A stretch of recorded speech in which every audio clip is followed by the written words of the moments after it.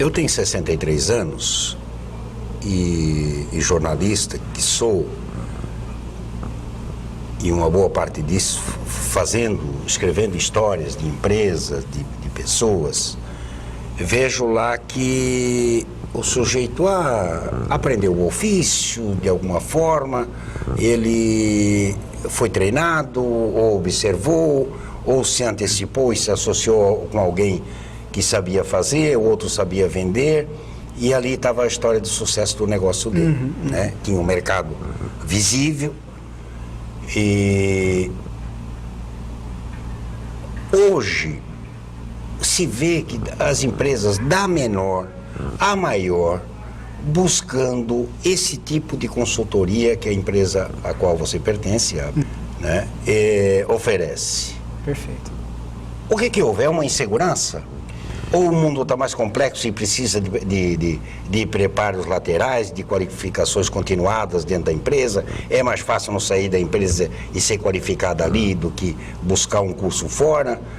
Por que tanto sucesso das empresas de consultoria hoje? Perfeito. É bom a gente destacar algumas questões em relação a isso.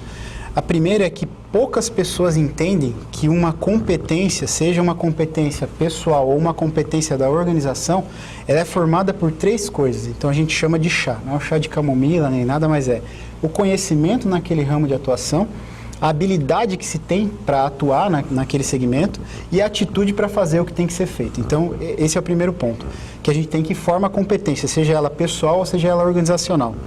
Falando de conhecimento, no que a consultoria ela auxilia?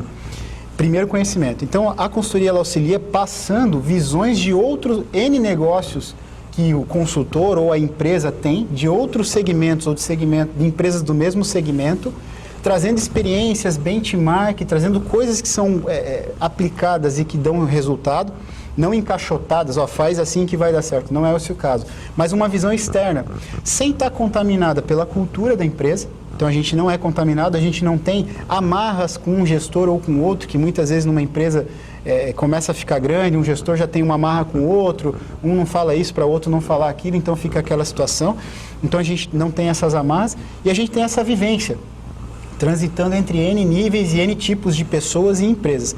Essa experiência de vivência em empresas multinacionais, empresas de pequeno porte, empresas de médio porte, em N segmentos, traz uma bagagem rica na hora de resolver e propor uma solução para uma empresa que está passando por uma dificuldade. Nós fazemos, por exemplo, gestão econômica, que é estruturar um orçamento, dizer onde a empresa tem que atuar, que tipo de custo ela pode cortar. Então, nós fazemos isso, é uma das coisas que nós fazemos. E nos surpreende que o empresariado, especificamente o que nós conhecemos, que é o brasileiro e alguns da América Latina, eles têm pouco preparo de gestão. Então, em geral, quando o empresário, o empreendedor, ele abre um negócio, ele abre por habilidade técnica. Eu sou um excelente cara, eu fui um excelente ferramenteiro, vou abrir uma ferramentaria, uma usinagem, porque é disso que eu entendo. Mas tem a parte chata, que é administrar. Então, no passado, quando eu me formei, falava assim, você não sabe o que fazer, faz administração. E eu fiz administração por opção, não por não ter o que fazer, E a administração é isso, então tem essa parte chata, que é você entender da parte econômica, ter visão de futuro, estabelecer metas e objetivos, cobrar as pessoas por isso. Então, isso é que as consultorias implementam, elas mostram caminhos que em geral não foram descobertos ali dentro daquela organização por uma experiência rica conquistada em outras empresas e pela especialização que a gente faz nessa área de gestão especificamente, para fazer com que empresas tenham mais resultado. No final, na última linha lá, onde você pagou tudo, sobrar mais. Sobrar mais, mas mantendo a moral do pessoal, mantendo a motivação e mantendo as pessoas engajadas para não ser voo de galinha, para ser um voo efetivamente perene, que a empresa consiga crescer e perenizar esse crescimento.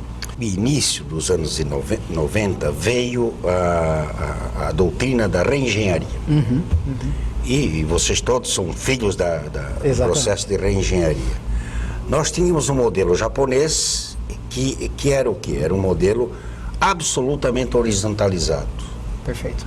Eu preciso de um parafuso assim, o único parafuso do meu produto. Vou botar uma fábrica de parafuso. Então você tem aí empresas como a Toyota, outras grandes empresas que fabricam uma gama de produtos infindáveis, mas você vai olhar lá no início, ele só queria fazer uma motocicleta, e começou a vender e a partir dali começou a abrir. E tínhamos no Brasil um sistema verticalizado. Aí a reengenharia trouxe o modelo de externalizar coisas. Contabilidade, recrutamento, tiraram da empresa. Aí depois criaram a figura do executivo, criou-se a figura do executivo carreirista. Não ter mais lealdade com a empresa, ter o compromisso com o negócio. Eu vou obter sucesso nesse negócio, mas se oferecer lá na frente alguma coisa melhor para eu, jogador de futebol, vou adiante com o meu passo. E o maior exemplo disso no Brasil, se não me engano, foi a Ambev. Sim, certo? perfeito. Do executivos carreiristas. Faz sentido. As empresas todas chegaram até aqui, mesmo essas empresas grandes, mesmo a Brahma e a Antártica chegaram aqui com o modelo antigo. Com aquele modelo antigo, de lealdade, das pessoas se aposentam, começando o primeiro emprego e ali dentro se aposentam. Essa lealdade não está fazendo falta não, porque eu vejo que esse modelo da Ambev já fez água. Claro. Né? Levaram a turma toda da Ambev para o Whirlpool e não deu certo lá dentro. Exato. Né? O que a gente enxerga assim? Há de se criar uma identidade. Hoje a gente usa N subterfúgios para criar a identidade do colaborador com a empresa. Só que existe um caminho para ser trilhado e esse caminho leva tempo. É isso que algumas empresas elas não entendem, né? Às vezes as pessoas elas estão aculturadas, elas estão ali vivenciando, entendendo e batendo junto com o coração da empresa. E essas pessoas num momento ali de crise e tal, às vezes não têm as habilidades técnicas necessárias, elas são desligadas porque elas não dão os resultados. Eu acredito que é uma concatenação entre as duas coisas. Sim, a parte executiva tem que se gerar resultado, isso é fato, numa empresa você tem que dar resultado. E quanto mais resultado, que de forma perene, melhor. Só que nós estamos vivendo um momento que realmente, se você pegar mão de obra direta, você tem aqui em Joinville N empresas de RH que não conseguem contratar. Onde acontece em alguns momentos do candidato nem ir para entrevista. Ou quando vai para entrevista, entrega a carteira de trabalho e não aparece mais. Né? Não existe mais essa identidade. Então, está muito nessa questão que tu comentaste, João. Das pessoas trocar por algo um pouco melhor, um pouco mais perto de casa e tal. Então, essa identidade, ela leva tempo para ser construída. Pode ter certeza. Quanto mais pessoas nós tivermos, não só com as habilidades técnicas e relacionais, que é a questão a gente falando do executivo, que é carreirista, que fez mundos e fundos, toque de Midas em uma região, ou numa empresa você trouxe para outra, ele não dá resultado na outra. É porque talvez lá ele tivesse um time diferenciado, um time mais comprometido. Um chefe. Eu acho que é um chefe. Um chefe cobrando mais, né? Eu acho que o líder é que conta, não é o... Não é só o executivo. Então, alguém ali tem que ser o balizador em relação à cultura. Acontece muito no executivo passar, né, e com frequência acontece, se o executivo for um executivo de curto, aqueles executivos de voo de galinha, que é curto prazo, ele chega, corta, acerta, no primeiro ano, você olha na última linha comparado com o ano anterior, excelente, o resultado bem melhor, mas isso não se perpetua, porque não teve identidade com a empresa, ele fez aquele ano, foi para uma oportunidade melhor, porque cresceram o olho em cima dele, ele é carreirista, tira ele daqui, joga para outro lugar com uma remuneração melhor, isso vai acontecer. Agora, existe sim uma dificuldade gigantesca para a gente conseguir aculturar as pessoas e fazer com que elas batam no mesmo sentido e tenham essa convergência para o mesmo lugar. O Cícero ia falar sobre capacitação relacional. O que é isso? Perfeito. Quando a gente fala em capacitação relacional, como eu falei, nós temos na nossa caixa de ferramentas 2 tipos de habilidades com as quais a gente lida no dia a dia. Habilidade técnica e habilidade relacional. Nós damos muita importância à habilidade técnica, que é o saber como fazer uma determinada atividade, a parte técnica, como é que ela acontece, onde ela inicia, onde é que ela acaba, enfim. Isso é a habilidade técnica de se fazer algo. E nós geralmente contratamos pessoas pelas habilidades técnicas. Só que sempre nós demitimos pessoas, na grande maioria das vezes, pela habilidade relacional. O que é... Ou a falta dele, né? Exatamente, a falta da habilidade relacional. O que é a habilidade relacional? É a pessoa, que a gente está falando do aculturamento, da pessoa entrar na cultura da empresa, é a pessoa ter um bom nível de resiliência, não ser resistente a mudanças, se comunicar com precisão, ter uma sinergia, uma empatia de acordo com o que a empresa precisa. E as empresas muitas vezes não enxergam essas necessidades. Às vezes nem o líder que foi colocado ali para ser líder, ele enxerga a necessidade de capacitar-se e de capacitar a sua equipe para ter um relacionamento e uma sinergia melhor. Pode parecer papo meio esotérico, mas com toda certeza esse tipo de clima institucionalizado, as coisas tendo maior sinergia, as pessoas tendo maior empatia entre si, se comunicando melhor, é fatal que você vai ter um resultado melhor. E o que a gente vê muitas vezes em alguns ramos, segmentos e algumas empresas? Elas só fazem o treinamento que é obrigatório. Faz o treinamento de segurança, o treinamento voltado ambiental, tudo que é obrigatório é feito. Mas não pensa a longo prazo na equipe dele, né? Como é que o meu líder se relaciona? Como é que é o meu clima interno?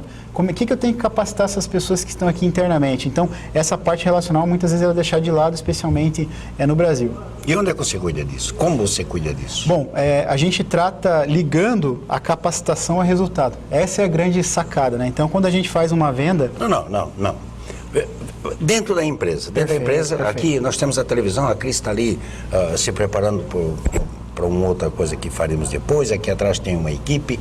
Então, nós estamos antenados na operação. Do que estamos fazendo. E nós dois aqui conversando. E para você obter essa resiliência, para você desenvolver, para estabelecer um nível de relação, eu preciso dar um pouco descontraído e querer saber de você mais do que a minha necessidade que eu tenho das suas habilidades. Exatamente. Então, aí nós voltamos para quê? Para cursinhos, para dancinhas dentro da empresa? Ou para a velha, vamos tomar uma cerveja depois do trabalho? Bom, aí é uma resposta bem voltando a abordar o que nós falamos do chá anteriormente.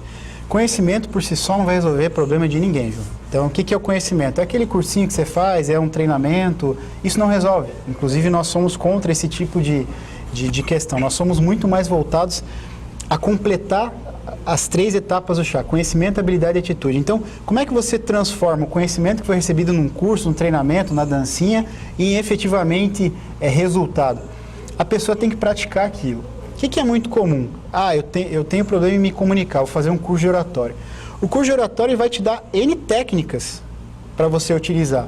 Só que se você não praticar aquelas técnicas de postura, entonação de voz, enfim, N técnicas que se tem, você não consegue se comunicar melhor. Você só vai receber a técnica. O que você tem que fazer? Habilidade. E como é que se gera habilidade? Todas as aplicações que nós fazemos, levamos as pessoas para aplicar aquilo no dia a dia delas. Essa é a grande questão.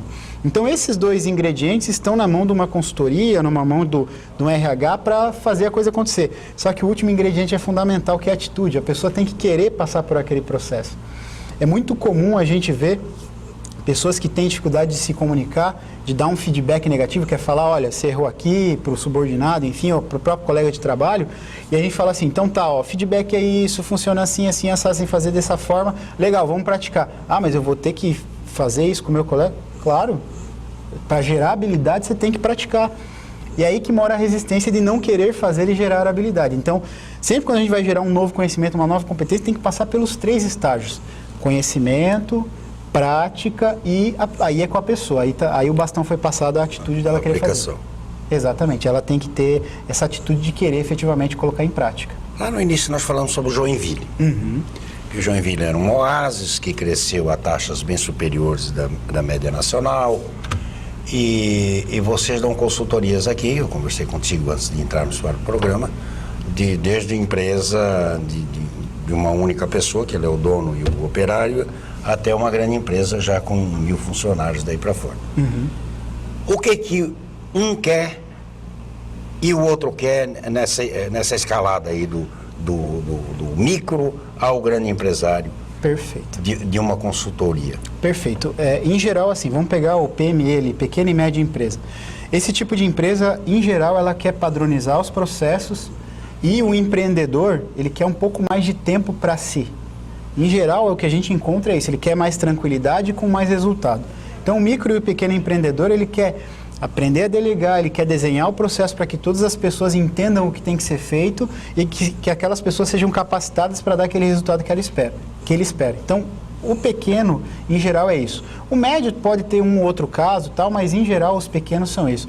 Uma grande empresa, em geral, ela quer alcançar um novo nível de resultado. Em geral, uma empresa que ela tem um faturamento X ou um nível de custo Y, ela quer ou reduzir o custo, ou aumentar o faturamento, ou deixar as pessoas preparadas para um desafio estratégico que vai acontecer no outro ano. Então, as diferenças são essas. Uma é estabelecer uma profissionalização, uma linha de hierarquia, uma estruturação dos processos, enfim, ela vai nesse segmento. E uma grande empresa, em geral, é maior resultado. Dificilmente se contrata uma consultoria para fazer um trabalho que não vai dar resultado, né? Em geral, a gente sempre quando vai fazer um trabalho de consultoria, seja qualitativo ou seja quantitativo, os resultados eles são mensurados, né? Antes da venda, inclusive. Então, as empresas, olha, eu espero um resultado X, você pode me proporcionar? Então, a gente vai, diagnostica quais são as dificuldades daquela empresa, o que ela precisa, então aplica um programa com uma visão de resultado a longo prazo. E o pequeno empresário é estruturar, ter mais tempo livre, mais tempo com a família, estruturar o negócio, uma base para que o negócio cresça. Então, em geral, as preocupações elas se distinguem desta forma.